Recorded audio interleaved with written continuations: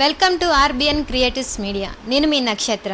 మనకందరికీ తెలిసిన విషయమే ఉప్పల్ లిటిల్ ఫ్లవర్స్ డిగ్రీ కాలేజ్లో స్టూడెంట్స్ని వేధిస్తున్నట్టు. అయితే దీని మీద ఫైట్ చేసిన సుధారాణి గారు, Aam Aadmi party X convener మనతో ఉన్నారు. అసలు ఈ సిచ్యువేషన్ని ఎట్లా ఫేస్ చేస్తున్నారు స్టూడెంట్స్, అసలు తర్వాత దీన్ని ఎంతవరకు తీసుకెళ్తారో సుధారాణి గారితో మాట్లాడదాము. నమస్కారం అమ్మా. నమస్కారం అమ్మ. అసలు ఈ కంప్లైంట్ అనేది మీ దాకా ఎట్లా వచ్చింది? ఎలా వచ్చిందంటే ఇది యాక్చువల్గా గత 1.5 year క్రితం కూడా ఈ ఇష్యూ రేజ్ చేయడం జరిగింది. అప్పుడు ఏంటంటే పిల్లలు తెలియక ఒక 2-3 పిల్లలు 3-4 పిల్లలు ఫోన్స్ అనేది అలౌడ్ లేకుంటే వాళ్ళు లోపలికి తీసుకెళ్లారంట. అప్పుడు దాన్ని ఏ విధంగా అయితే కన్ఫిస్కేట్ చేసినప్పుడు ఒక లాకర్స్లో భద్రపరచకుండా, లేకుంటే వాళ్ళు హ్యాండ్ ఓవర్ చేసుకోకుండా అమ్మాయి దగ్గర నుంచి ఫోన్ తీసుకొని పర్సనల్ డేటా అంతా ట్రాన్స్ఫర్ చేయించుకోవడం జరిగింది. సో అప్పుడు తెలిసినప్పుడు మేము పోలీస్ స్టేషన్కి వెళ్ళి కంప్లైంట్ చేస్తే పోలీస్ వాళ్ళు ఎందుకంటే దీన్ని ఎందుకు ఇంకా పెద్దగా ఇష్యూ చేయడం ఎందుకు అనేసి వాళ్ళతో ఆ ఫోన్లు వాళ్ళ దగ్గర నుంచి తీసుకొని ఆ డేటా మొత్తం డిలీట్ చేయించి ఒక లెటర్ రాసి తీసుకోవడం కూడా జరిగింది. అది ఏదంటే ఒక నిమిషం నేను చూపిస్తానండి. అప్పుడు ఈ జయంతి రెడ్డి గారు స్వహస్తాలతో రాసిచ్చింది. ప్రిన్సిపల్ జయంతి రెడ్డి గారు, ప్రశాంత్ గారు అని, ఇంకా ప్రతిభ అని ఒక ఆవిడ ఉన్నారు, పీటీ టీచరు, రాసిచ్చారు. అంటే ప్రిన్సిపల్ జయంతి రెడ్డి గారు యాజ్ ఏ లేడీగా ఒక అమ్మాయిని ఇట్లా వేధించడం కరెక్టే అంటారా? ఇది ఆమె విఘ్నతకి వదిలేస్తున్నామండి. ఎందుకంటే ఒక మహిళవై ఉండి ఆడపిల్లలు అంటే ఇప్పుడు కాలేజ్కి కానీ స్కూల్కి కానీ వెళ్తున్నారంటే సెకండ్ పేరెంట్ అంటారు వాళ్ళని. మన భాషలో చెప్పాలంటే తల్లి తండ్రి తర్వాత గురువు అని అంటారు. అలాంటి గురువులు మనం ఇంట్లో ఎంతసేపు అయితే ఉంటామో అంతకంటే ఎక్కువ టైము మనం స్కూల్లో కానీ కాలేజ్లో కానీ సమయాన్ని అక్కడ వెచ్చిస్తాం. అప్పుడు మన స్థితిగతులు కానీ మనము ఏ విధంగా ఉంటున్నాం అన్నది కూడా గ్రహించాల్సిన బాధ్యత టీచర్లది. అలాంటి మనిషి అవి గ్రహించకుండా పర్సనల్ విషయాల్లో డేటా కలెక్ట్ చేసుకోవడము, మానసికంగా వేధించడం ఇది కరెక్ట్ కాదు. ఆమెకి ఎందుకు అంటే ఇదివరకు కూడా చాలామంది పిల్లలు సఫర్ అయ్యారని చాలామంది కామెంట్స్ చేస్తున్నారు, నాకు ఇన్స్టాలో కాల్ చేస్తున్నారు, మేడం ఆమె వల్ల మా ఫ్యూచర్ స్పాయిల్ అయిపోయింది అనేసి. ఇట్లా ఆమెకి ఇది ఒక అలవాటు, సైకోలాగా శాడిస్ట్ లాగా బిహేవ్ చేస్తుంది, వరస్ట్ లేడీ అని చెప్తా ఉన్నారు. అంటే కామెంట్స్ రూపంలో చెప్తా ఉన్నారు. మరి ఇది ఆమె విఘ్నతకే వదిలేస్తున్నాము. తర్వాత కాలేజ్ మేనేజ్మెంట్ కూడా ఇది గ్రహించాలి. ఎందుకంటే ఇలాంటి ఆవిడ మా కాలేజ్లో ఉంటే మా కాలేజీకి కూడా పరువు పోతుంది, పిల్లలకే కాదు వాళ్ళకే కాదు మా కాలేజ్ పరువు పోతుందని వాళ్ళు ఆలోచించాల్సిన విషయం. కాలేజ్ కరెస్పాండెంట్తో మాట్లాడడం ప్రయత్నం చేశారా? అంటే మేము కాలేజ్ ఫాదర్తో మాట్లాడామండి. లాస్ట్ ఇయరే తనతో వెళ్ళి మాట్లాడాము, కాలేజ్ ఫాదర్తో మాట్లాడాము.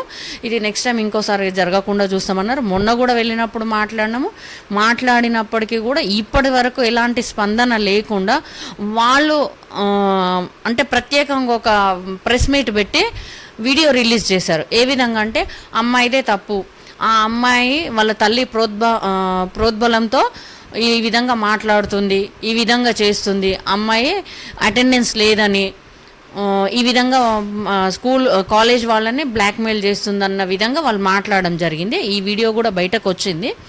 అంటే మీరు ఏ విధంగా మాట్లాడతారు తల్లి ప్రోద్బలంతో అని అంటే, ఏ పిల్లలైనా వాళ్ళకి ఏదైనా అయితే తల్లికే చెప్తుంది. ఫస్ట్ చెప్పాల్సిందే అమ్మాయి ఏదైనా అయితే తల్లికే చెప్తుంది. ఆ అమ్మాయికి ఏదైతే హరాస్మెంట్ జరుగుతున్నప్పుడు తల్లికే చెప్పింది. ప్రోద్బలం ఎక్కడ ఉందండి? ఇక్కడ ప్రోద్బలం అంటే అటెండెన్స్ లేకపోయినా పోయి వాళ్ళతో కొట్లాడని చెప్పట్లేదు కదా, వాళ్ళే చెప్పినారు ఆల్రెడీ. ఏంటంటే మాకు అటెండెన్స్ లేదు, ఫస్ట్ ఇయర్ అమ్మాయికి అటెండెన్స్ లేదంటే, ఎందుకంటే నోసు ఇయర్ది ఏదో సర్జరీ అయిందని తెలిసింది, మెడికల్ సర్టిఫికేట్స్ కూడా వాళ్ళకి ఇచ్చారంట, సర్జరీ అయింది, అప్పుడు అటెండెన్స్ లేదు, కండోనేషన్ ఫీజు కట్టింది. 2వ సంవత్సరము అలాంటి కండోనేషన్ ఫీజు ఏం కట్టలే, కరెక్ట్గా ఉండాల్సినంత అటెండెన్స్ ఉంది, అది నడిచిపోయింది. 3వ సంవత్సరం ఏంటంటే 3వ సంవత్సరం వాళ్ళ ఫాదర్ దగ్గరికి పోయింది, మొన్న యూఎస్కి వెళ్ళింది, అప్పుడు అటెండెన్స్ లేదు, కొంచెము హెల్త్ ఇష్యూస్ కూడా ఉన్నాయి, అందుకోసమని అమ్మాయి కండోనేషన్ ఫీజు కడతానని ఈ 15 రోజుల నుంచి ప్రిన్సిపల్ దగ్గరికి, తర్వాత ఫ్యాకల్టీ వాళ్ళ దగ్గరికి తిరగడం అంట. మేడం నా అటెండెన్స్ పర్సంటేజ్ చెప్పండి, చెప్తే నేను దాన్ని బట్టి నేను అమౌంట్ రెడీ చేసుకుంటాను, ఓవర్నైట్లో మేము సర్దుకోవాలంటే మనం ఒక మిడిల్ క్లాస్ ఫ్యామిలీ కాబట్టి సర్దుకోవాలంటే కొంచెం ఇబ్బంది అవుతుందని అడిగితే 15 days నుంచి కాలేజ్ బ్రదర్ దగ్గరికి వెళ్తే ఇన్ఛార్జ్ దగ్గరికి వెళ్ళమని, తర్వాత ఫ్యాకల్టీ వాళ్ళని అడగమని, ఈ విధంగా అమ్మాయిని వేధించి చివరికి వచ్చేటప్పటికి అమ్మాయి, మేడం నాకు చెప్పండి, నాకు కండోనేషన్ ఫీజు ఎంతో కట్టుకోవాల్సి వస్తుంది, నా అటెండెన్స్ పర్సంటేజ్ చెప్పండి అని అంటే, ఈ అమ్మాయిది ఎప్పుడు ఇదే, ఫస్ట్ ఇయర్ నుంచి ఇదే ప్రాబ్లం అని ఒక ఆవిడ అంటారంటే, ఇంకో ఆవిడ అంటారు, ఈ అమ్మాయి ఏంటి మేడం నాకు హెల్త్ బాగాలేదు అందుకోసమని నేను కండోనేషన్ ఫీజు కట్టుకోవాల్సిన పరిస్థితి అంటే, నువ్వు హెల్త్ బాగాలేదా లేకపోతే నువ్వు ఎవరితో తిరుగుతున్నావు మాకు తెలీదు అని ఈ విధంగా మాట్లాడినందుకే కదా అమ్మాయి చాలా మెంటల్గా బాగా అప్సెట్ అయ్యింది. అంటే సూసైడ్ దాకా వెళ్ళిందని మాకైతే వచ్చింది. అంటే నేను మా నాన్నతో వెళ్తున్నా అన్నా కూడా అనుమానం చేశారంట కదా కాలేజ్ వాళ్ళు, మీ నాన్నతోనే వెళ్తున్నావా లేకపోతే ఇంకెవరితో వెళ్తున్నావా అని చెప్పని ఇలాంటి డైలాగ్స్ కూడా వచ్చినాయి అంటగా కాలేజ్ నుంచి. అవునమ్మా, ఈ విషయం ఆ అమ్మాయి, మేడం నాకు వీసా వచ్చింది, మా నాన్నగారి దగ్గరికి వెళ్తున్నాను కాబట్టి నాకు లీవ్ కావాలి అని వెళ్ళి చెప్పడం జరిగింది. అంటే మీ నాన్న దగ్గరికి వెళ్తున్నావా ఇంకెక్కడికి వెళ్తున్నావా అని అడిగారంట. అంటే ఇది ఎంతవరకు వాళ్ళు అడగాల్సిన ప్రశ్న అని వాళ్ళ విఘ్నతకే వదిలేస్తున్నాం. ఎందుకంటే 10 మంది ఇప్పుడు దేశంలో పౌరులను తీర్చిదిద్దేది ఎవరన్నా ఉన్నారంటే టీచర్సే. ఇప్పుడు ఈ ఈ ఒక జనరేషన్ ఉంది, ఈ జెన్జీస్ జనరేషన్ ఉంది. ఇప్పుడు ఇందులో కూడా పిల్లల్ని తీర్చిదిద్దే బాధ్యత, సమాజానికి మంచి పౌరులను ఇచ్చే బాధ్యత కలిగిన ఉద్యోగం ఏదైనా ఉంది అంటే, వాళ్ళదొక వ్యవస్థ ఏదైనా ఉందంటే అది టీచర్స్ది. అలాంటి టీచర్స్ ఇలా మాట్లాడడం ఎంతవరకు సబబని నేను అడుగుతున్నాను. అంటే మీరు ఆమోగ్ని పార్టీ ఎక్స్ కన్వీనర్ సుధారాణి గారు. సో అదర్ పార్టీ నుంచి అంటే ఒక కాలేజ్ ఉందంటే దాని బ్యాక్గ్రౌండ్ పార్టీ వాళ్ళు ఉండే ఉంటారు. ఏమైనా బెదిరింపు కాల్స్ వచ్చినాయా మీకు? అంటే నేను ఇంతకుముందు కూడా వాళ్ళు ఇంటర్వ్యూ తీసుకున్నప్పుడు కూడా, ఒక ఛానల్ వాళ్ళు ఇంటర్వ్యూ తీసుకున్నప్పుడు కూడా చెప్పాను, బెదిరింపు కాల్స్ అనేది రాదు కూడా, వచ్చినా నేను ఊరుకునే ప్రసక్తి లేదు. ఎందుకంటే ఈ బెదిరింపు కాల్స్ అనేది నేను గతంలో ఉప్పల్ ఎమ్మెల్యేని క్వశ్చన్ చేసినప్పుడు చాలా వచ్చినాయి. అప్పుడే నేను భయపడలేదు. ఈరోజు నేను భయపడవలసిన అవసరం లేదు. నేను భయపడను. ఎందుకంటే ఇప్పుడు నేను ఒక ప్రజల కోసము ప్రజాప్రతినిధిగా నేను పనిచేస్తున్నప్పుడు నేను ఎందుకు భయపడాలి? నేనేమైనా తప్పు చేస్తున్నాను? నేను ఎక్కడైతే జెన్యున్గా వాళ్ళకి అన్యాయం జరిగిందంటే అక్కడ నేను ఖచ్చితంగా వాళ్ళ కోసము పోరాడతాను. ఎప్పటికైనా నేను ఒకటే మాటిస్తున్నానండి, ఎవరైనా ఫోన్ చేసినా కానీ జెన్యున్గా వాళ్ళకి ఏమైనా ఇబ్బంది ఉందంటే ఖచ్చితంగా నేను వాళ్ళ పక్షాన నుండి పోరాడటానికి నేను సిద్ధంగా ఉన్నానండి. ఫోన్ చేయపని ఇన్స్టాలో మెసేజ్ చేసినా కూడా తొందరగా మీరు రెస్పాండ్ అయ్యి రిప్లై ఇవ్వడం, వాళ్ళ సమస్యను కూడా అడుగుతున్నారు. ఇలాగే ఎంతమంది సమస్యలు మీరు ముందుకు తీసుకొని ఈ సమస్య ఇంకా మళ్ళీ రిపీట్ అవ్వకుండా చేయడానికి మీ వంతు ఎంత ప్రయత్నం చేస్తున్నారు? నా వంతు ఎంత అయితే అంత నా ప్రయత్నం నేను చేస్తాను. నా ప్రజెన్స్ కూడా ఉంటుంది. ఎందుకంటే ఇలాంటివి జరిగినప్పుడు వాళ్ళు చెప్పుకోవడానికి భయపడి, తర్వాత వెనకాల రాజకీయ నాయకుల హస్తం ఉండడము, పెద్ద సంస్థల హస్తాలు ఉండడము, దీనివల్ల చాలామంది సామాన్యులు బయటికి రాలేకపోతున్నారు. ఖచ్చితంగా వాళ్ళ కోసం నేను నిలబడతాను, ఫైట్ చేస్తాను. వాళ్ళు ఎప్పుడు ఫోన్ చేసినా నేను వెంటనే స్పందిస్తాను. నేను ఈరోజు ఇదేం కొత్త కాదు. నేను లాస్ట్ 1 year క్రితం కూడా ఒక యంగ్ రైతు అబ్బాయి వాళ్ళ సిస్టర్ వాళ్ళ ఇంటికి వస్తే ఎవరో ఏదో షర్ట్ చూసి ఇతనే తప్పు చేశాడని వాళ్ళ మీద కేసు ఫైల్ చేస్తే ఆ రోజు కూడా వెళ్ళి నేను అబ్బాయిని నేను స్వయంగా వెళ్ళి నేను అన్ని ఎక్కడెక్కడైతే ఏవైతే సీసీ కెమెరాలు ఉన్నాయో ఆ టైంలో అబ్బాయి ఎక్కడ ఉన్నారు, వీళ్ళు ఎట్లా కేసు ఫైల్ చేశారని చూసి దాన్ని కేసు ఫైల్ చేసిన దాన్ని కూడా నేను వాళ్ళతో మాట్లాడి పోలీస్ వాళ్ళ మీద నేను కంప్లైంట్ రాయించినప్పటికీ వాళ్ళు నిజమే ఇది మా సైడ్ నుంచి తప్పు ఉందని మళ్ళీ అది వెనక్కి తీసుకోవడం జరిగింది. ఇలాంటివి నేను చేసినా కూడా నేను ఇప్పటివరకు బయటికి రాలేదు. అంటే నా వంతుగా నేను ఎక్కడైనా కానీ ఏ ప్రాబ్లం వచ్చినా కానీ నా ఏరియా వాళ్ళు కూడా చాలామంది ఫోన్ చేస్తారు, వెళ్తాను, ఈ ప్రాబ్లమ్స్ అన్ని సాల్వ్ చేసి వస్తానండి. అంటే గతంలో మీరు ఇదే కాలేజీలో ఆ ప్రిన్సిపల్తోనే ప్రాబ్లం అయినప్పుడు కాలేజ్ యజమాని ఎందుకని ప్రిన్సిపల్ని మార్చలేకపోయారు? ఇప్పుడు మేము అడుగుతుంది కూడా అదే కదా. ఒకసారి మీరు వాళ్ళని ఎక్స్క్యూజ్ చేశారు, ఆ రోజే మేము వద్దని చెప్పాము. కానీ ఇక ముందు జరగదని కాలేజ్ ఫాదర్ చెప్పడం జరిగింది. ఆయనతో మేము ఒక 40 minutes కూర్చొని మాట్లాడడం జరిగింది, చెప్పడం జరిగింది. ఇప్పుడు కూడా అదే జరుగుతుంది. ఆమెను సస్పెండ్ చేయాలంటే సస్పెండ్ చేయడం కుదరదు అని అంటున్నారు. ఎందుకు సస్పెండ్ చేయట్లేదు అన్నది వాళ్ళకే వదిలేస్తున్నాం. మరి వాళ్ళకి అంత సంబంధాలు ఏమున్నాయి అన్నది, ఆమె లేకుంటే కాలేజ్ నడవనంత సంబంధాలు ఏమున్నాయి అన్నది మాకు తెలియదండి. అంటే తిన ఒక్క స్టూడెంటే కాదు, మీ దగ్గరకు వచ్చింది, మీకు ఎంతోమంది కామెంట్స్ చేస్తున్నారు, మా లైఫ్ ఇట్లాగా ప్రాబ్లమ్ ఉంది అంటే, ఇంకా కామెంట్స్ చేయలేక ఇంకా ఎంతమంది ఉండొచ్చు ఇట్లాగా ప్రాబ్లం ఫేస్ చేస్తున్న వాళ్ళు? ఇప్పుడు ఇప్పుడు చాలామంది ఏమనుకుంటున్నారంటే మేము బయటికి రామండి, వస్తే మా ఫ్యూచర్ స్పాయిల్ అవుతుంది, మేము బయటికి రాలేమనే వాళ్ళు చాలామంది ఉన్నారు. నిజంగా ఈ అమ్మాయిని, ఇప్పుడు వచ్చిన అమ్మాయిని, తిరునయన్ని చాలా మెచ్చుకోవాల్సిన విషయం. ఎందుకంటే నాకు జరుగుతుంది, ఇది రేపు వేరే వాళ్ళకు జరగకూడదు అన్న ఉద్దేశంతో అమ్మాయి బయటికి రావడం చాలా గొప్ప విషయము. ఇట్లా ఎందుకు రావట్లేదు అన్నది నాకు అర్థం కావట్లేదు. వెనకాల నుంచి చాలామంది మాట్లాడుతున్నారు, మాకు చాలా ఇబ్బందులు జరిగినాయి. ఇప్పుడు ఎందుకు నాకు రీసెంట్గా కూడా ఒక అమ్మాయి మెసేజ్ పెట్టింది, కండోనేషన్ ఫీజు 1000 రూపాయలు అయితే, అంటే దాదాపుగా మనకు 250 నుంచి 500 లేదు 1000 వరకే ఉంటుందండి కండోనేషన్ ఫీజు అనేది. ఇది ఏ రూల్స్ ప్రకారము వీళ్ళు 3500, 4500 అంటే అటెండెన్స్ పర్సంటేజ్ చూసి వాళ్ళు పెనాల్టీ అనేది వసూలు చేస్తారంట ఈ కండోనేషన్ ఫీజు. అంటే ఏ విధంగా వీళ్ళు, ఏ నామ్స్ ప్రకారం ఇది, వీళ్ళు ఏ యూనివర్సిటీ ప్రకారం వీళ్ళు ఇంత వసూలు చేస్తున్నారు అన్నది అర్థం కావట్లేదు. ఈ విషయం కూడా మేము హయ్యర్ ఎడ్యుకేషన్కి దృష్టికి తీసుకెళ్తాము, దీని మీద కూడా కంప్లైంట్ చేస్తాము. ఎందుకంటే వీళ్ళు దీనికి కూడా డీడీ ప్రకారం తీసుకోవాలి, ఆ డీడీ ప్రకారం ఆ ద్వారా కాకుండా ఎలాంటి ప్రూఫ్ లేకుండా హ్యాండ్ క్యాష్ తీసుకోవడం జరుగుతుందండి. అంటే మీరు ఏదైతే పోరాటం చేశారో ఈ సిచ్యువేషన్ చాలా పెద్ద వరకు కూడా వెళ్ళింది, అది ఇంటర్నేషనల్ ఉమెన్స్ రైట్స్ వారి దాకా వెళ్ళిందని చెప్పని మేము అయితే విన్నాము. ఇది ఎంతవరకు వెళ్తుంది?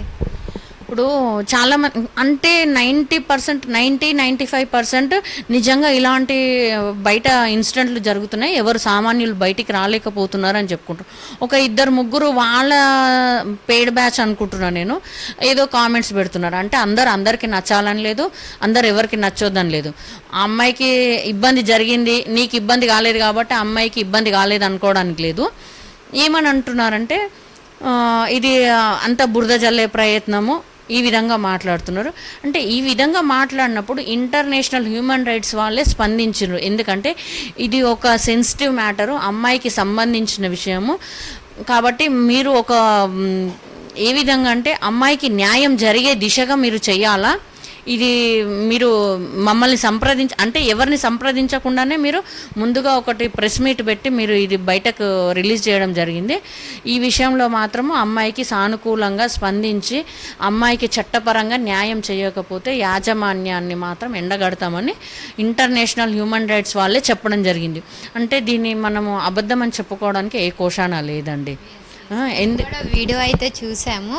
సో అంటే not only Uppal little flowers college, so college మొత్తం చూస్తుంటే అమ్మాయిల మీద, స్టూడెంట్స్ మీద కూడా ఎక్కువ దాడులు జరగడం, ఆత్మహత్య చేసుకోవడం జరుగుతుంది.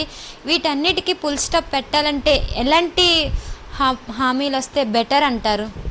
అంటే ఇప్పుడు చదువు విషయంలో ఆర్టికల్ 21A ప్రకారము ఒక 14-15 సంవత్సరాల వరకు ప్రభుత్వం అనేది ఎడ్యుకేషన్ ఇవ్వాలి, విద్య అనేది ఇవ్వాలి. కానీ అలాంటిది ఇవ్వకుండా ప్రైవేటు సంస్థలు ఎలా అంటే ఒక మాఫియా సంస్థలాగా తయారైపోయి ఈరోజు పేరెంట్స్ నాడి పట్టుకొని డబ్బులు వసూలు చేసే ప్రయత్నంలో వాళ్ళని ఏ విధంగా ఎన్ని రకాలుగా కష్టపెట్టాలో అన్ని రకాలుగా కష్టపెట్టి డబ్బులు వసూలు చేస్తున్నారు. పేరెంట్స్ కూడా ఎక్కడ వాళ్ళకి సోర్స్ లేక తప్పనిసరి పరిస్థితుల్లో వాళ్ళు ప్రైవేట్ స్కూళ్ళల్లో, కాలేజీలలో చదివించడం అవుతుంది. ఇంకొకటి ఏంటంటే మీరు అన్నట్టుగా ఈ ఆత్మహత్యలు చేసుకుంటున్నారు అంటున్నారు. ప్రైవేట్ స్కూళ్ళలో అయితే ఇలాంటి హెరాస్మెంట్లు జరుగుతున్నాయి. ఇప్పుడు లైక్ ఈ అమ్మాయిది ఇప్పుడు ఎట్లా హెరాస్మెంట్, అలాంటి హెరాస్మెంట్లు చాలా జరుగుతున్నాయి.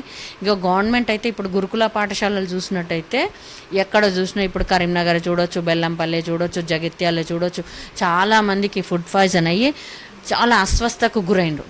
అంటే ఎందుకు వీళ్ళు ఇలా అవుతున్నారు? నాణ్యమైన ఫుడ్ ఇవ్వట్లేదు వాళ్ళకి. ఇప్పుడు రీసెంట్గా చూసుకున్నట్టయితే అమీర్పేటలో శానిటరీ ప్యాడ్స్ వేసే బకెట్లో ఫుడ్, బియ్యము అవన్నీ కూరగాయలు కడిగి వంట చేస్తున్నారని న్యూస్ వచ్చింది. అంటే నేను రాజకీయ నాయకులను అడుగుతున్నా, ఇప్పుడున్న ప్రభుత్వాన్ని కూడా అడుగుతున్నాను, మీరు సీఎం క్యాంప్ ఆఫీస్లో మీకు ఫుడ్ పాయిజన్ అవ్వదు, అసెంబ్లీలో క్యాంటీన్లో ఫుడ్ పాయిజన్ అవ్వదు, సెక్రటేరియట్లో ఫుడ్ పాయిజన్ అవ్వదు. ఎక్కడన్నా రాజకీయ నాయకులు ఫుడ్ పాయిజన్ అయ్యి హాస్పిటల్లో అడ్మిట్ అయినట్టు దాఖలాలు కానీ ఎక్కడన్నా ఇట్లాంటి ఘటనలు ఉన్నాయా? లేవు. ఎందుకు అంటే మీరు నాణ్యమైన విద్య ఇవ్వట్లేదు, నాణ్యమైన ఫుడ్ కూడా ఇవ్వట్లేదు. ఎందుకోసం అంటే వీళ్ళకు నాణ్యమైన విద్య ఇచ్చిన, ఫుడ్ ఇచ్చిన వీళ్ళు మంచిగా పైకి ఎదిగి రేపు మమ్మల్ని వాళ్ళు క్వశ్చన్ చేసే పొజిషన్లో ఉంటారు. మీ మనగడకు ఇబ్బంది కలుగుతుందని ఇక్కడికే మీరు దీన్ని అణగదొక్కుతున్నారు. వీళ్ళు పైకి రానియట్లేదు, వాళ్ళను చదువుకొని ప్రతిభావంతులను కానివ్వట్లేదు. ఇది ఫుల్ స్టాప్. అంటే ప్రతి ఒక్కరు కూడా మనకి ఏమి హక్కులు ఉన్నాయి తెలుసుకోవాలా, ఏ ప్రభుత్వమైనా కానీ నిలదీయాలా, మాకున్న హక్కులను ఎందుకు వీళ్ళు కాల రాస్తున్నారు అని ప్రజలు కూడా చైతన్యవంతం కావాలా.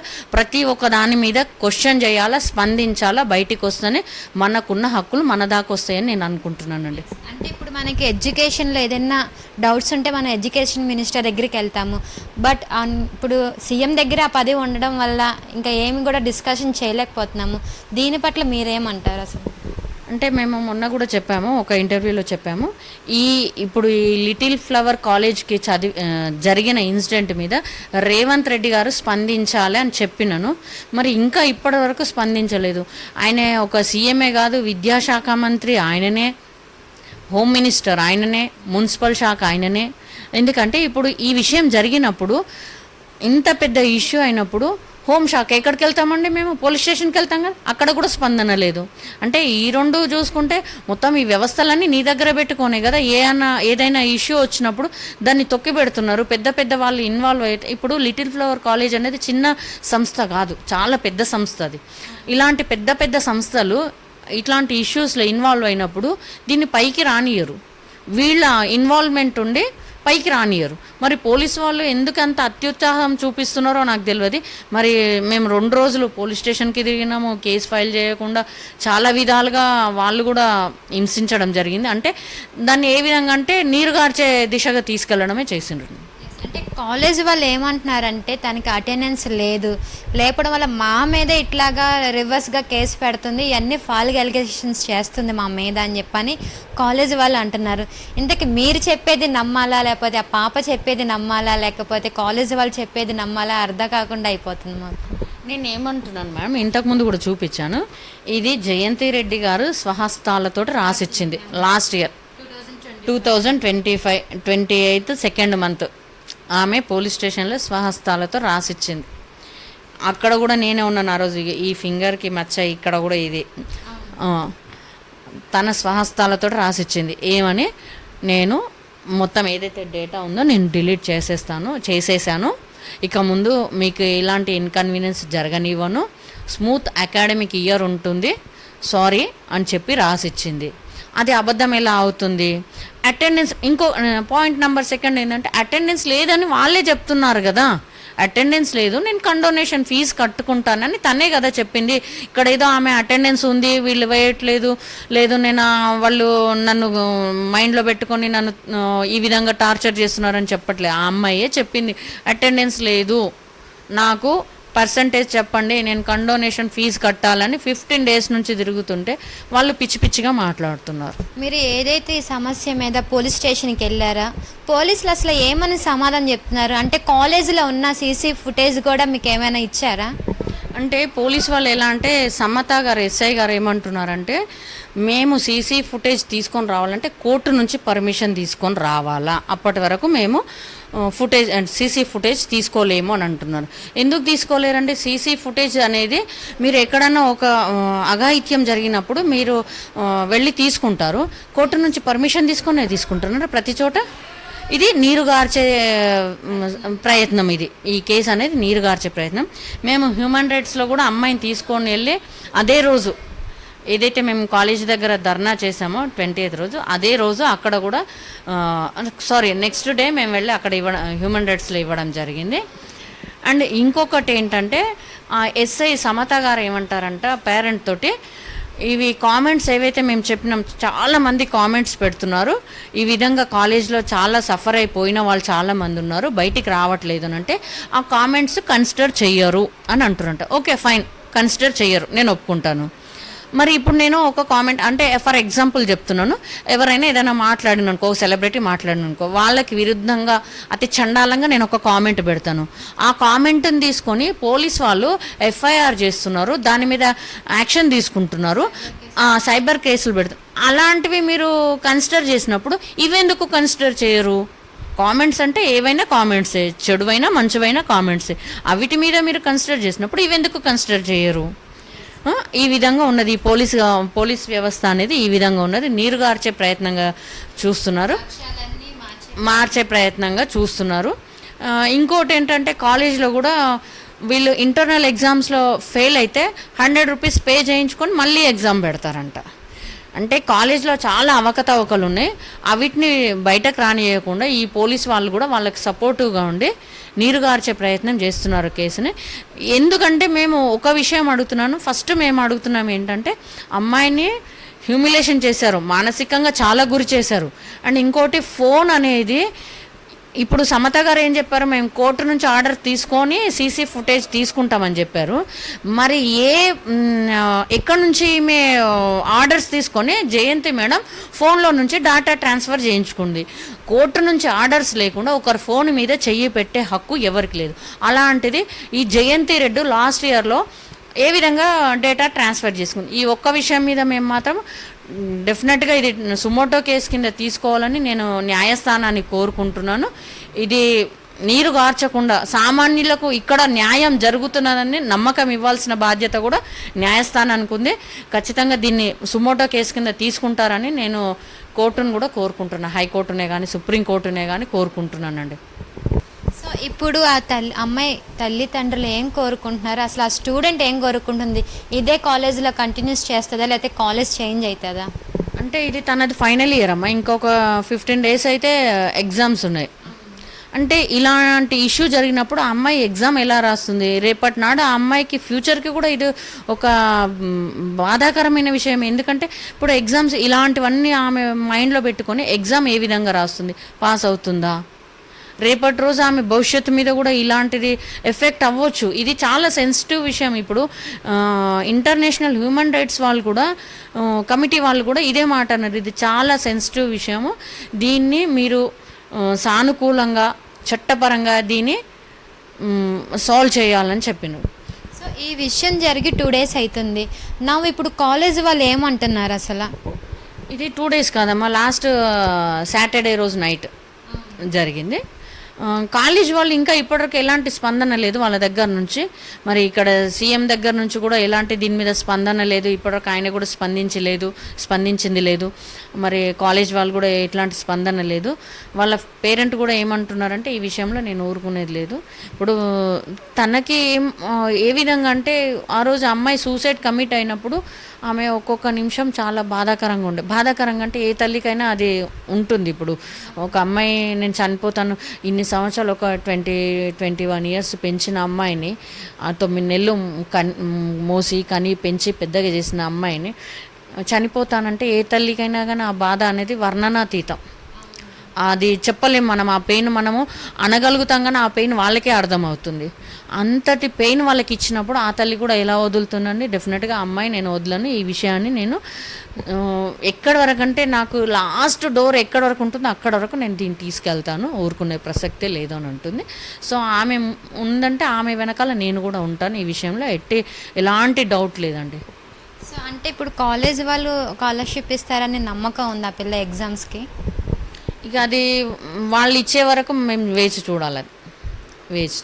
అంటే ఫ్యూచర్ అనేది ఇన్ని ఇయర్స్ చదువుకుంది కదా అదే కాలేజ్లో, ఫ్యూచర్ అనేది తన అంటే ఉన్న సర్టిఫికేట్ మీదే కదా ఆధారపడి ఉంటుంది. అంటే ఆవిడ ఇప్పుడు మేము కాలేజ్ వాళ్ళ పేరెంట్ ఒకటే మాట చెప్పిందండి. ఇప్పుడు ఎవరైతే ప్రిన్సిపల్ జయంత్ రెడ్డి గారు ఉన్నారో, ఫ్యాకల్టీ 2 మంజుష, ధ్వని అని ఉన్నారు, వాళ్ళ ముగ్గురిని సస్పెండ్ చేయాలా, వాళ్ళు సారీ చెప్పాలా. ఇంకో విషయం ఏంటంటే ఇంటర్నల్ ఎగ్జామ్స్లో ఫెయిల్ చేయకూడదు. ఇంకో విషయం ఏంటంటే ఆ అమ్మాయి కాలేజీ వదిలి వెళ్ళేటప్పుడు ఎలాంటి ఇబ్బందులు లేకుండా ఆమెకు టీసీ ఇవ్వాలా. తర్వాత ఆమె ఇంకోటి ఏమని కోరుకుందంటే ఈ ఒక విషయం అయితే ఇప్పుడు ఆమెని డెఫమేషన్ కింద ఇప్పుడు హ్యూమిలేషన్ చేసినప్పుడు అమ్మాయి కాలేజ్ లోపల హ్యూమిలేషన్ చేసావు అది ఎవరికి చెప్పలేము. ఇప్పుడు బయటికి ఆమె చేసింది మొత్తం ఆమె ఏ విధంగా మాట్లాడింది, ఇప్పుడు ఏమంటారు ప్రెస్ మీట్ పెట్టి కూడా వాళ్ళు అబద్ధం చెప్తుంది అమ్మాయి.